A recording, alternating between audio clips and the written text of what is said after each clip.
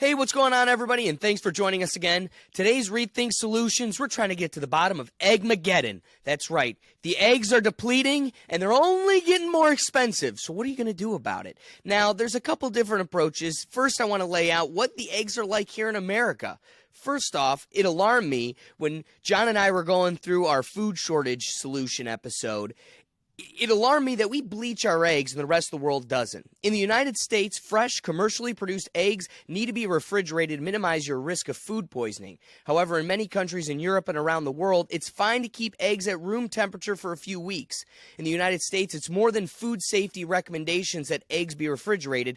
It's law. The U.S. Department of Agriculture determined that the best way to fight salmonella contaminations is by sanitizing the eggs before they reach the consumer.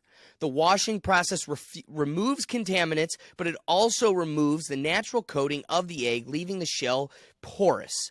On U.S. commercial egg farms, it's required that eggs are thoroughly washed and immediately refrigerated before they leave the farm and during transportation to the grocery store. Now, I love that they use the words remove, right? Just washing. They don't mention that it's with bleach. You know, if I were to tell you we were bleaching your food, you'd be alarmed, right? In other parts of the world, such as Europe, authorities approach the threat of salmonella quite differently. Eggs there are not required to go through extensive washing, bleaching, which leaves the protective coating on the egg vulnerable. Because this coating remains on the eggs, authorities feel it is safe for them to be sold at room temperature. In some European countries, vaccines are used to prevent salmonella in laying hens. Now, just an interesting thing is that these European countries made it illegal to import our eggs. So what does that to say about our eggs? Now, on a whole nother note, just what you're feeding yourself, these eggs are getting expensive, and they're only getting less plentiful. So, John, I volley to you. Okay. I want to kind of comment on what you were saying because I went on I only heard stories of eggs not being in refrigerators, but I never really saw it in real life. And I went to Ecuador recently, and I saw, you know, when you go to the grocery store, the eggs are in the far back and they're in like that cooling area. Well, for the first time, I saw eggs stacked up in the middle of an aisle, not on the floor, but like it, you know, you can reach it, and they were like by the more than dozen, I think by like 3 dozen or something, or 2 dozen. What, I don't know what is 36, right? And it was just, there were so many eggs, and I was just, I felt weird because I was excited to see eggs not in the fridge, and I felt like a kid in the candy store be like, oh my god, and you got this company, and you got this one, and you got that one, and yeah, and yeah, the whole washing thing. There is a film, a protective film that comes with an egg after it's laid, and that film stops. It's like a natural defense to keep the egg, you know, throughout its life to become something, right? So it's a natural process that we interfered with, and we're being charged to do that. So that's very interesting on that side of things. And for the root cause, yeah, we didn't talk about it because there's so many things that are caused by inflation and a food shortage, and we're seeing this right now, and people have been talking about it for a while. Yeah, so it is definitely a problem. As far as prices goes, I think in the U.S., people are the magic number is $10, right? I think California is $10. On the East Coast, I've seen $10. I will say one thing though. I went to the grocery store recently, like within a couple of days ago, early January 2023. For anybody listening in the future, right? Hello. The eggs that were bleached and white and pearly white were more expensive for the first time that I've ever seen. More expensive than the ones that you pay extra money for the government to not tamper with, which is interesting, very interesting. So the pasture raised, like free range, organic, you know, you massage the whatever, those ones always were like $7, $8, always. They're still at $7, $8. But the ones that are the jumbo white bleached, buy a bunch of them for the same price of the expensive ones, they're $10. So it's almost like, maybe this is a good thing, because now people are going to get the healthier version for a cheaper price. I don't know what your thoughts are on that. Yeah, but don't forget we're America, so we see expensive and we think better. It's just like Right. trained into our commercial brains. Like the way we interpret the market is more expensive, better. So I would fear that people are like, well, they're trying to kill us because we're poor, so we got to get the more expensive ones, and then they, give all their money into what is it, Eggland's Best or whatever, and it's big white eggs, and little it's nice and bleached. So, is that the extent of the market problem we're facing? To the extent right now, I mean, it's a mixed battle between that, and then there's another thing going on where this is just going to be the beginning. There's going to be other stuff, and one of the causes of the egg prices going up is, one, the grocery stores are not sharing profits with the farmers. Two, it's costing more money to feed the chickens and feed the other livestock. So chickens is just the beginning of it. And then three, insider at Trader Joe's, I don't want to name drop, but let's just say in general, a grocery store, said that this season there's just less eggs coming in, and that's all they provided the staff. And this is like the morning huddle type of thing. And so what did the whistleblower do? They bought 2 to 3 eggs, and now it looks like it's going to start turning into a toilet paper situation where you have people on all the social media platforms, instead of showing their huge boxes of toilet paper and doing the jokes of like selling toilet paper like drugs, now it's going to be eggs. And I'm already seeing it. It's a topic. It's a trending topic. So, it's time to get into some solutions, I would guess.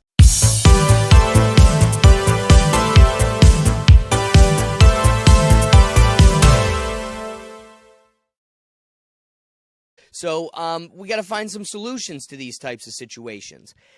I know this is cliche, but this is going to be literally the most pertinent point, the most unrealistic, I feel, for a lot of you. You're going to sit back and go, not happening. But the reality is, get chickens. I've wanted chickens forever. Since like high school, I've been wanting to have a little chicken coop, and now we're finally facing the need for them across the board. So the question then begs, if I'm not in a Ohio suburb like yourself and can just throw chickens in my backyard, and I'm a big city slicker, what do I do to build chicken communities? I think that's exactly it. You got to find your communities, and you got to grab some people that are needing the same type of situations. But the question begs, if you live in a city, the first place to look is your city code. Most cities offer an online version of their laws accessible via their website. You can also check the collection of city codes in your Muni code, or just go to your local court or your city hall and get access to their chicken laws in your area. Ironic, right? You may find laws relating to chickens under several different areas, though, because how many laws are directing at chickens specifically?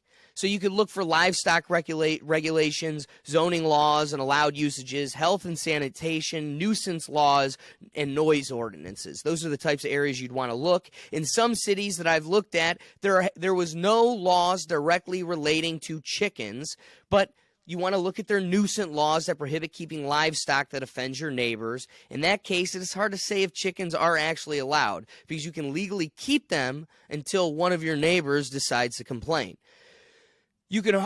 So I want you to have eggs. I think you need to have chickens. You can know that they're fed and treated in a healthy manner, so you're getting more organic, healthy eggs. I don't think you're pulling out the bleach, so you might be all right in that regard. You're getting fresh, clean eggs. You can keep them on your counter. I think I trust the European government more than our own. What does that say? We have come a long way from the people we had to cut the tie from. But aside from all of that, I think we need to start really just thinking about you, the person that's going to keep going to the store, stick to the corporate chain, because that's one of our other problems, is that we're heavily reliant on this corporate chain that's been given to us. So what do I suggest? You can hard boil your eggs to make them last longer. You get about an extra week and a half at the longest, 2 max, but I really wouldn't risk it there. So take it to its shelf life. The last day I'd hard boil them, and you bought yourself maybe another week or 2. But aside from that, I offer fish as a temporary substitute to chicken. I think all of my solutions being so limited really points to the need for you to have your own chicken so you can have your own eggs, and then you can also have some stew when you need to, right? You could cook up a chicken if you're got enough of them. But if it comes to a point where we're really dire, fish is always a great substitute. I'm a big red meat person. I love steak and all of that, but the reality is it isn't the healthiest for us. Meat's still good for you. It's definitely better than the bean sprouts, but also, unbalanced to chicken. If you're going to have a heavily carnivore-esque diet, it's better to have more chicken than anything else. So if you're going to not have chicken, I'm not going to lean on pork. I'm not a big pork guy. My family loves it, but I'm not a big pork guy. So at the end of the day, I'd push for fish. Freshwater, saltwater, wherever you're located, you can find them, and you'll be able to survive. John, what solutions do you have for us? I like the get the chicken, but you are right. It depends on where you live, and are we going to go and look for the rules, the laws of the land, right?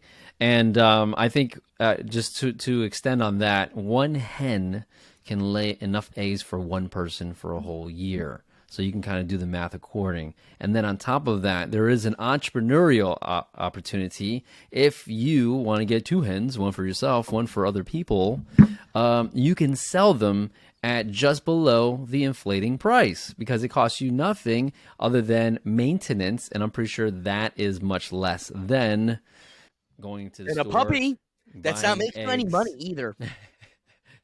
And they eat your scraps. So there's less waste. So now you're giving back to the community. They eat the bugs in your garden so that they the mice. And the mice, yeah. And they're entertaining, I heard, right? And if you really want to get into it, you can start showing them off like pets with like funky hair and that, But I think that's more for someone who lives like in the countryside. If you're in the urban world and you have like a deck, I doubt you're gonna have a chicken. Although I've been to New York City and visiting family. There, I did see chickens in a yard, so it's everywhere as far. But again, just like Alex said, if you're gonna go to the grocery store because whether it be a limited amount of time and you just need to get eggs, on top of boiling, you could dry them into powder. And I just looked it up. You can guess. How about this, Alex? How long do you think you can keep powdered eggs for? I'll go with 2 years. 5 to 10 years. Wow. Now here's the question. Maybe this is a question for another day, but how are you not losing nutrition through these like drying processes? Like again, are you getting half? It's 5 years later, and I'm still getting nutrients from this egg, but is it like half as nutritious? I don't know. That's actually one of those solutions that keeps the nutrition because all you're doing is evaporating the water content. So it's just powdered. And then from what I understand, the flavor doesn't really change. It's just now kind of like scrambled eggs at this point. So yeah, when you want to eat them, do you just mix it with eggs and fry it up? Or mix it with water? Powder route. Do you mix it with water and then fry it up? Yeah. Huh. Okay. I mean, you can I'm actually now, because of this conversation, I'm like, you know what? I want to get powdered eggs and experience it and kind of see for myself. Am I willing to do that? You gotta make powdered eggs. Make a video for all of us of you making powdered eggs. What does this process look like? I'm pushing back for the audience. What does a process of drying an egg look like? You just suck the air. No. I think you have to. I'm actually snap your fingers with an infinity gauntlet, and it just turns into powder. You get like the magnifying glasses. Instead of killing ants, right? You dehydrate a bag of eggs. I think an air fryer, does. Some of them have the ability to dehydrate stuff. So I'm wondering if that's the case. Okay. Yeah, and the cool thing is that's kind of something that you can do now. with dehydrate. But I'm also very curious if you can dehydrate stuff, or if there's a simple way to dehydrate stuff if you have no power. Because what if there's no power? Well, I'm talking about extreme situations. I always like to be prepared You'd for like probably need a extreme smoke situations. den, like where you make like a Mm. giant mud den where you build a smoky fire in the middle and that's how you smoke meat. You ever see like Eskimos and stuff, how that's how they keep their food to last a long time? No, I gotta look into that. A smoke Smoke den. den. You know. So, wrapping thoughts on your solutions, John?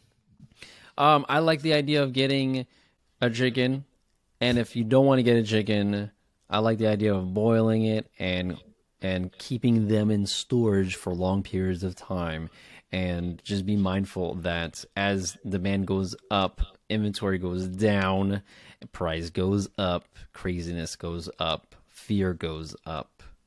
You don't need eggs. They're just a huge staple in the U.S. Well, I think they're a staple just in general, right? Right? Like Yeah. it's been No, you know, yeah. a necessary, it's been a reliable food source across human existence for the longest time. So, again, you want chickens. If that isn't possible, make cool communities, and like that's what we're looking for. Get your You know what? Yeah. friends. If you can't find the person that can house the chickens, develop that for as many people as you can. Make a little side cash and then maybe make more chickens. I don't know. But then remember, fish is a good substitute. You can always boil your eggs. But I think the biggest part is don't get caught up in the hysteria. So be aware of other possibilities that could be available to you, other types of food, nutritious sources. But eggs are really great for you. Anybody that's going on a diet or trying to watch themselves or, be healthy, that can always be a sentinel piece of a diet, a strong diet. So I get it. Try to preserve it the best way you can. Anyway, guys, if we made you laugh, if we made you think, the best you could do to support this show is share that episode. Make people aware of the egg craze by taking that link and spread it on your Facebook or whatever. Text it to your friends. Take that link and share it because it's the best thing you can do to support us. Otherwise, you can catch all of our content at our website at www.rethinktankpodcast.com. And, John, where can they find you? www.newagehuman.com. And then, guys, you can catch us on Instagram and everything else at Grgat57 and at Jon Astacio. And otherwise, we'll catch you next week. Peace.